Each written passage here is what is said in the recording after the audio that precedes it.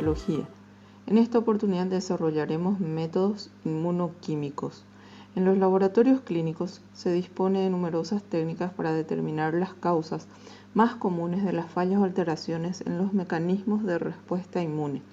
Además, en los laboratorios de investigación se pueden evaluar en mayor detalle el funcionamiento de una célula de un sistema, la ausencia o alteración en la expresión de una citoquina o de una enzima, o detectar anormalidades en un mecanismo específico por medio de pruebas de biología molecular. En este bloque mencionaremos los procedimientos de uso común en los laboratorios clínicos y en algunos de los disponibles en laboratorios especializados. La inmunología es una ciencia relativamente nueva que se ha desarrollado rápidamente a partir de la década de los años 80 en el siglo pasado.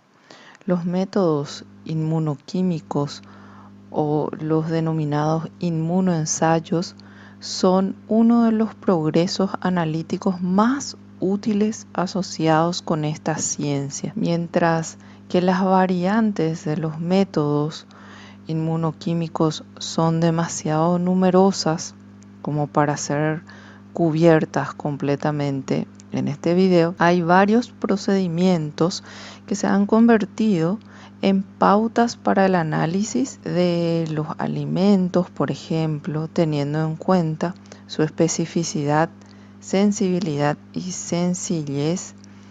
Y los métodos inmunoquímicos son utilizados ampliamente para el análisis de los residuos presentes en los alimentos, la identificación de bacterias y virus y la detección de las proteínas. La detección de proteínas es muy importante dentro del análisis de alimentos para la determinación de alergenos, la autoidentificación de especies cárnicas y la detección de vegetales modificados genéticamente, por ejemplo. Con cualquier campo científico o nuevo se elabora una serie de términos importantes y para comprender completamente los métodos inmunoquímicos es necesario definir algunos de estos términos. Entonces, para desarrollar, veamos la definición de los mismos que estaremos desarrollando en estos ensayos o métodos inmunoquímicos. Estos se basan en la reacción entre anticuerpos, moléculas capaces de reaccionar en forma rápida y muy específica con los denominados antígenos, formando por tanto un complejo antígeno-anticuerpo que debe ser detectado y cuantificado por diversos métodos. Es decir, los anticuerpos reaccionan de manera rápida y específica con los antígenos, formando un complejo antígeno-anticuerpo. La constante de equilibrio de esta reacción química, dada por la constante de asociación y la constante de disociación del complejo, depende de los parámetros físico-químicos del medio en el que se lleva a cabo la reacción, como por ejemplo la temperatura, el pH, la fuerza iónica y la actividad acuosa. Los enlaces involucrados en la formación del complejo antígeno-anticuerpo son enlaces de energía débil, semejantes a los que tienen lugar entre un sustrato y enzima para realizar una determinación inmunoquímica.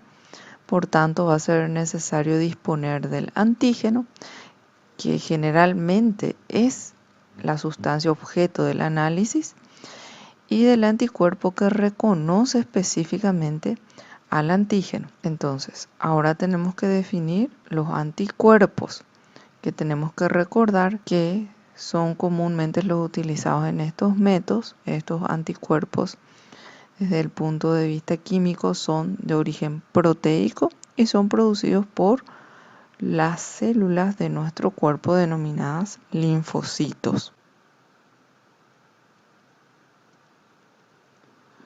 Una variable trascendental en un inmunoensayo es el tipo de anticuerpo utilizado.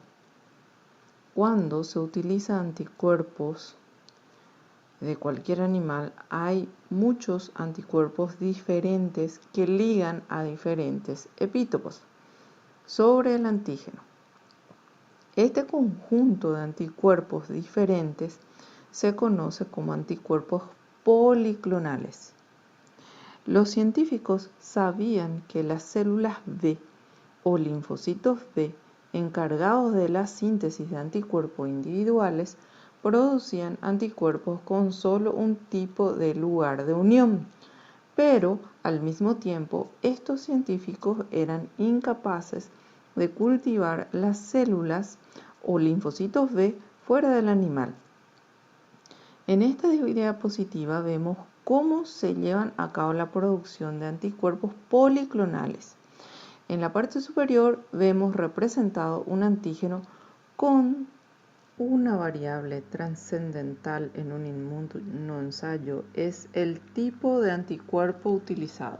Cuando se utiliza anticuerpos séricos de cualquier animal, hay muchos anticuerpos diferentes que ligan a diferentes epítopos sobre el antígeno. Este conjunto de anticuerpos diferentes se conoce como anticuerpos policlonales. Los científicos sabían que las células B o linfocitos B, encargados de la síntesis de anticuerpos individuales, producían anticuerpos con un solo tipo de lugar de unión, pero al mismo tiempo estos científicos eran incapaces de cultivar las células o linfocitos B fuera del animal. En esta diapositiva vemos cómo se lleva a cabo la producción de anticuerpos policlonales. En la parte superior vemos representado un antígeno con diferentes epítopos o determinantes antigénicos. Este antígeno es inoculado a un animal, como por ejemplo un ratón, y su sistema inmunológico, las células o linfocitos B, van a reconocer a los diferentes determinantes antigénicos como extraños y van a sintetizar anticuerpos. Cada linfocito B va a sintetizar anticuerpos que van a reaccionar específicamente con cada determinante antigénico, de manera que cuando se extrae el suero del animal de experimentación se tiene una mezcla de anticuerpos que recibe el nombre de anticuerpos policlonales. Cuando se descubrió la producción de anticuerpos en los animales de experimentación, los investigadores no sabían cómo cultivar las células del sistema inmune, los linfocitos B,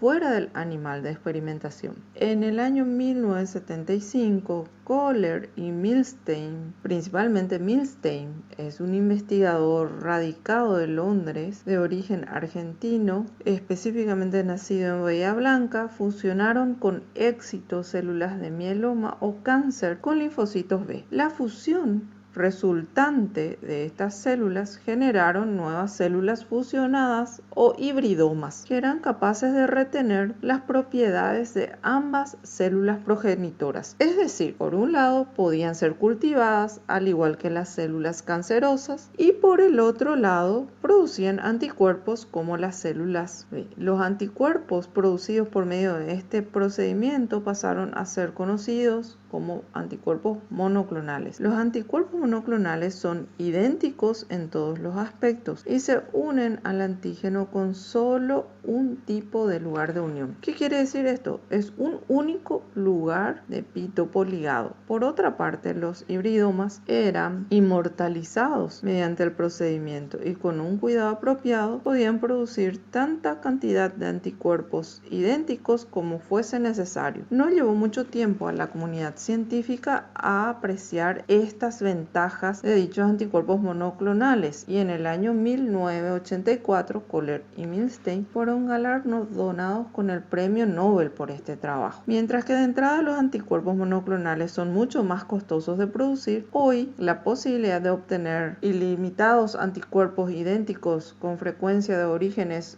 no animales, tales como la producción de los hibridomos a gran escala para el crecimiento de células para muchos fabricantes de unos años, estas ventajas pesaron más en el sentido de que los costos iniciales del desarrollo. En la parte derecha de la diapositiva tenemos el esquema de obtención de anticuerpos monoclonales. Linfocitos capaces de reconocer un solo epítopo del antígeno se fusionan con células de mieloma o cancerígenas, se forman células denominadas de hibridoma y se pueden generar diferentes clones, clon 1, 2, 3, 4, de acuerdo al linfocito seleccionado, y en ese caso obtenemos anticuerpos monoclonales capaces de reaccionar cada uno de ellos con un solo determinante antigénico del antígeno.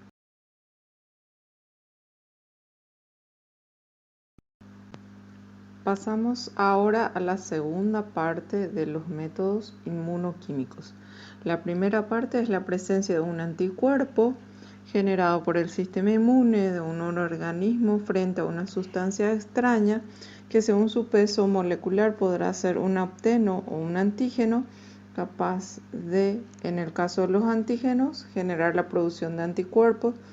De esta forma se genera el complejo antígeno-anticuerpo y luego en la segunda etapa del método inmunoquímico este complejo debe ser detectado y cuantificado. La detección del complejo antígeno-anticuerpo puede hacerse de dos grandes formas: detección y medida de las reacciones secundarias a la producción del complejo antígeno-anticuerpo, ya sea por la formación de un precipitado o por la aglutinación de partículas, y el segundo gran grupo de métodos para detectar el complejo antígeno-anticuerpo y poder cuantificarlo en la utilización de reactivos marcados. Cuando el reactivo está marcado por fluorescencia o por compuestos fluorescentes, tenemos los métodos de inmunofluorescencia. Si está marcado por el radioisótopo, por los métodos de radioinmunoanálisis, RIA, y si está marcado por enzimas, tenemos los métodos de inmuno. Bien, utilización de reactivos marcados. ¿Por qué vamos a ver directamente? Porque los métodos de detección basados en la aparición de reacciones secundarias prácticamente no se utilizan más. Los reactivos pueden ser marcados por fluorocromos, por radioisótopos o por enzimas. La utilización de reactivos marcados es una metodología de revelado, directo o indirecto, de la formación del complejo antígeno-anticuerpo. Y se pueden utilizar antígenos o anticuerpos marcados previamente a la reacción de formación de complejo o durante la última etapa de la misma. La detección del complejo antígeno-anticuerpo por estos métodos es más sensible, las reacciones son más rápidas, más económicas y con menos interferencias. Estas metodologías pueden ser directas cuando se usa un anticuerpo dirigido contra el antígeno o apteno, o pueden ser indirectas cuando se usa un segundo anticuerpo dirigido contra el primero, lo que da una reacción amplificada. Aquí tenemos los métodos de inmunofluorescencia. Lo primero que se lleva a cabo es la fijación de la muestra, y esta fijación debe hacerse de manera que el analito presente en la muestra que queremos determinar conserve su estructura antigénica, y cuando se fije ese analito se debe permitir la difusión de los anticuerpos. Entonces, aquí tenemos un antígeno fijado a una superficie, como puede ser vidrio, en un portaobjetos. En una segunda etapa se le agrega un anticuerpo marcado con fluoresceína, es decir, con un fluorocromo. Luego se procede a la observación con microscopio, con iluminación ultravioleta, y observamos lo que vemos en esta imagen a la derecha. Es una técnica de gran interés en microbiología para la detección de salmonela. En la parte superior tenemos un protocolo de métodos de inmunofluorescencia inmunoquímico directo, y en el caso del método de inmunofluorescencia indirecto tenemos en primer lugar la fijación del antígeno, luego el agregado del anticuerpo específico. El anticuerpo se une al antígeno y en una segunda etapa se le agrega un anticuerpo antiespecie que está marcado con el fluorocromo. Esto sería un ejemplo de una determinación indirecta. El siguiente método es el de radioinmunoanálisis, conocido en análisis clínicos como RIA, debido a la sigla del inglés. El radioinmunoanálisis consiste en una técnica de laboratorio de análisis clínicos muy sensible que se basa en la utilización de un antígeno anticuerpo marcado con isótopos radioactivos. Los métodos de radioinmunoanálisis tuvieron gran desarrollo a fines del siglo pasado y comienzos de este siglo, pero han sido reemplazados por lo sencillo y manual del análisis, por lo que los RIAs presentaban algunas desventajas, como por ejemplo, para poder aplicarlo en un laboratorio de análisis clínicos, el laboratorio debía estar autorizado, lo que significaba tener infraestructura adecuada, donde estaba el equipamiento, y además tener personal capacitado, autorizado a manejar estos equipos de radioisótopos. Los métodos eran muy costosos por la utilización de estos radioisótopos, lo que significaba su producción. Además, estos radioisótopos son de duración limitada y había que tener sobre todo, además, el control de los desechos que eran radiactivos. Por eso es que estos métodos de radioinmunoanálisis son hoy en día reemplazados por los de enzima inmunoanálisis. Aquí tenemos un ejemplo de métodos de radioisótopos, análisis competitivo. Tenemos el antígeno, que es el analito que queremos determinar, en la muestra marcado como azul, y el mismo antígeno marcado con un isótopo radioactivo. ¿Y qué ocurre cuando el antígeno marcado y los antígenos sin marcar se ponen en contacto con el anticuerpo? Ocurre una competencia. Si la muestra incógnita contiene mucha cantidad de antígenos sin marcar, va a ocupar los espacios de los anticuerpos, quedando poco sitio de unión para el antígeno marcado. Y si en la muestra hay poco antígeno a determinar, va a haber mucho antígeno marcado unido a los anticuerpos, de manera tal que cuando se procede a determinar por un contador de centelleo de radioactividad, a medida que aumenta la concentración del antígeno sin marcar, disminuye la fracción del antígeno unido al anticuerpo. Por eso es que la radioactividad va disminuyendo.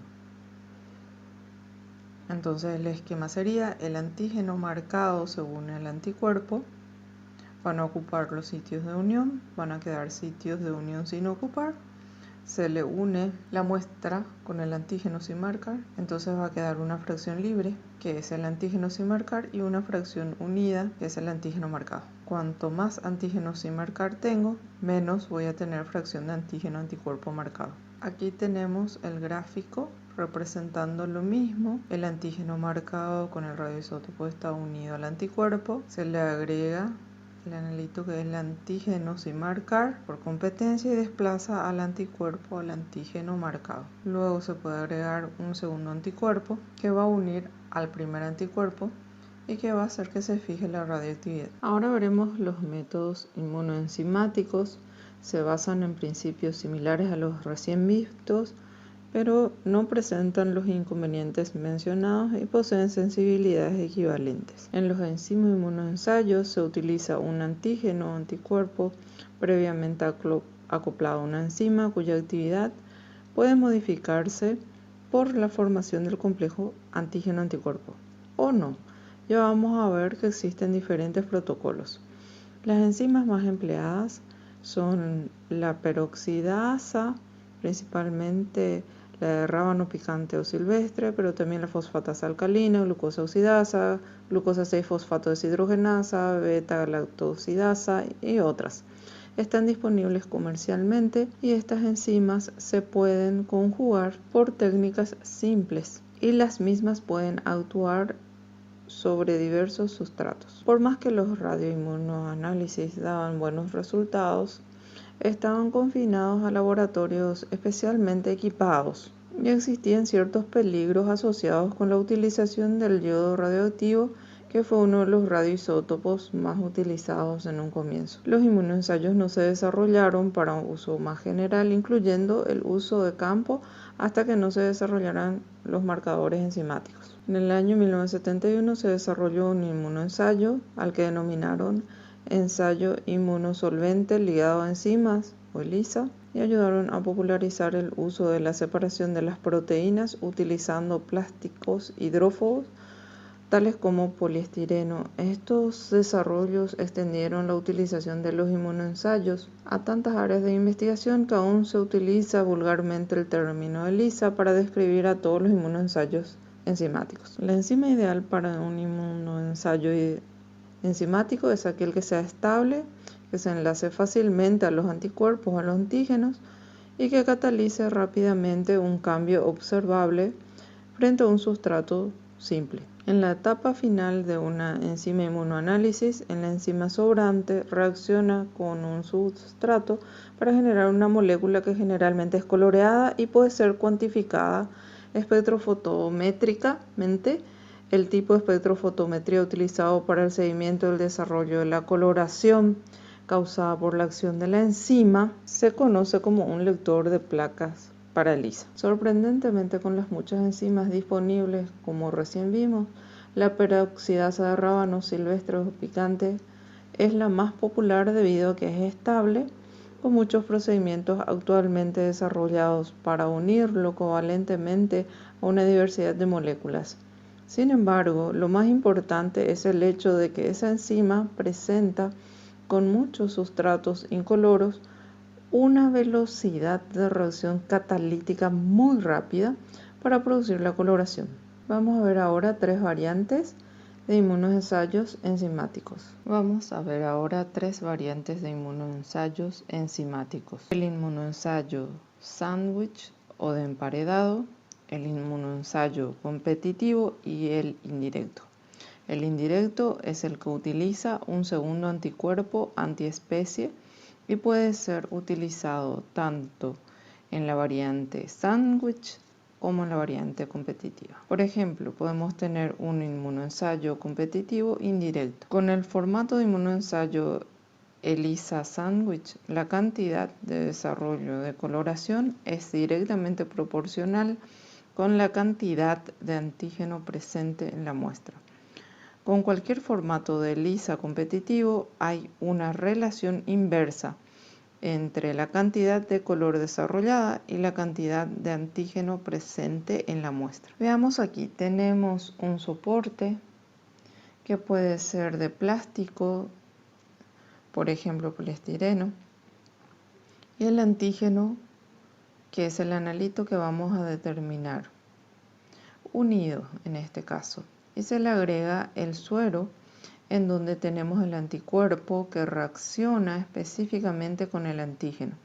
Luego se procede a lavar para eliminar todo lo no unido y se le agrega un anticuerpo antiespecie que está marcado con la enzima. Se lava y luego se le agrega el sustrato. Entonces, si en el suero en cuestión había anticuerpos específicos para este antígeno, se le va a unir el anticuerpo de especie y se va a tener un desarrollo de color. En este caso, al no haber en el suero anticuerpos específicos para el antígeno, no se une, por lo tanto el anticuerpo antiespecie tampoco se une y no hay desarrollo de color.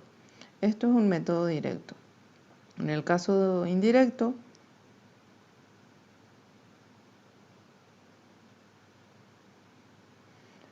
tengo el antígeno unido a la fase sólida, se le agrega el anticuerpo específico para el antígeno, se le agrega un anticuerpo antiespecie que reacciona con el primer anticuerpo unido que tiene asociado la enzima. Se le agrega el sustrato y el desarrollo de color. En este caso es el directo y en este caso observamos que hay otro anticuerpo y recién el anticuerpo unido a la enzima. Este es un esquema indirecto.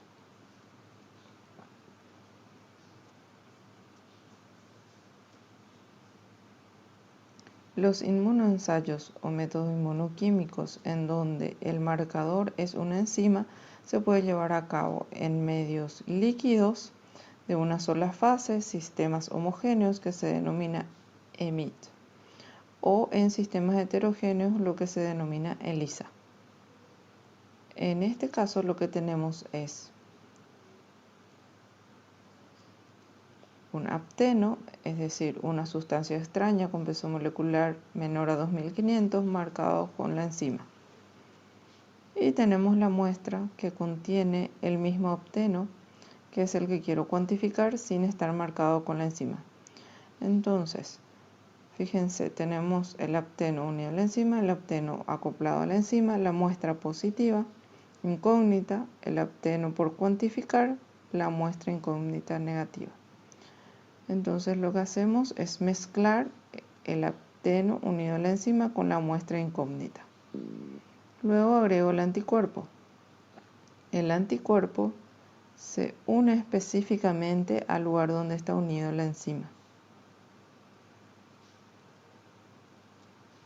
Entonces, si en la muestra hay antígeno o apteno para cuantificar, se va a unir al anticuerpo en mayor proporción. Por lo tanto, la actividad enzimática no va a estar alterada. En cambio, si en la muestra no hay apteno para determinar, el anticuerpo se va a unir al apteno marcado con la enzima, va a bloquear la actividad enzimática, la va a alterar de manera tal que cuando le agregue el sustrato, si la muestra incógnita había apteno para cuantificar, va a haber desarrollo de color. La actividad enzimática será tanto mayor cuanto mayor sea la concentración del apteno para determinar. Mientras que si en la muestra no hay apteno para cuantificar, cuando le agrego el sustrato, no va a ser degradado por la actividad enzimática, por lo tanto no va a haber desarrollo de color. En esto se basa el sistema homogéneo EMIT, que es un sistema patentado, es preciso, rápido, fácil de automatizar, pero de una sensibilidad muy limitada.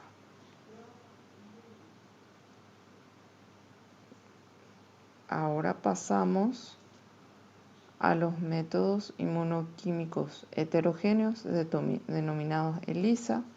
En general, los métodos ELISA se procede a la fijación del antígeno-anticuerpo sobre una superficie sólida por uniones hidrofóbicas.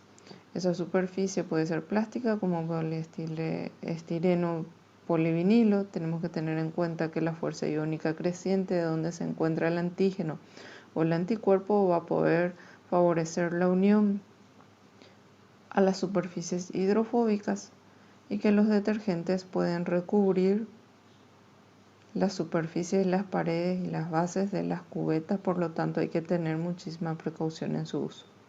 La actividad de la enzima, en el caso de los métodos ELISA, a diferencia del EMIT, no se modifica. La actividad de la enzima no se modifica por la formación del complejo antígeno-anticuerpo. Y tenemos dos tipos de métodos, algunos mencionan tres, los métodos competitivos y los métodos no competitivos. Los métodos competitivos son muy utilizados para determinar anticuerpos, por ejemplo en análisis clínicos para evaluar el desarrollo de una enfermedad o para determinar moléculas pequeñas. Menores de 2500, estamos haciendo referencia a aptenos, debieron unirse a proteínas, generalmente la albúmina sérica bovina, es la utilizada para verificar si se genera esta respuesta. Mientras que los métodos no competitivos, los denominados sándwich o emparedados, se utilizan cuando se determinan antígenos, es decir, sustancias que posean al menos dos lugares distintos de reconocimiento por parte de anticuerpos. Continuamos hasta la próxima.